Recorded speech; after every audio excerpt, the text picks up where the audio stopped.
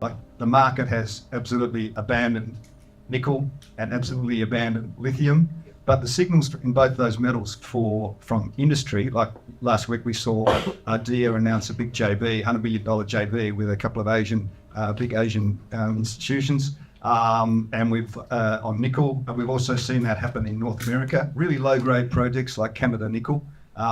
You've seen Asian and Agnico Eagle going into a couple of those really big low-grade nickel projects. So that the signal on nickel from the insiders is actually a lot better than the signal from the market. And I think similarly with lithium, like lithium's been smashed, but sort of anecdotally, I'm hearing that at PDAC there was a huge amount of interest from lithium producers in the potential pre-development companies. So there's a couple that we're really looking hard at in terms of opportunistically getting in when straw hats in winter. And Todd, have you got any other thoughts? Well, I'd probably throw into the mix fossil fuels.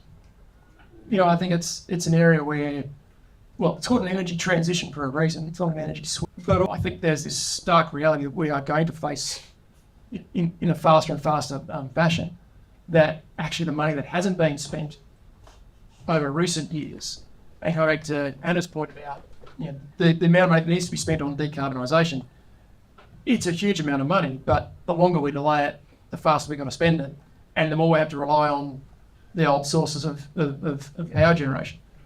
So, whether it's thermal coal or gas or whatever, it's never going to happen, but the fastest route to the world solving some of its near-term carbon issues is getting Russian gas into China. That's never going to happen. But it's just endemic of the broader thematic that is, we're going to need to continue to deliver an awful lot of gas. We're going to need an awful lot of oil.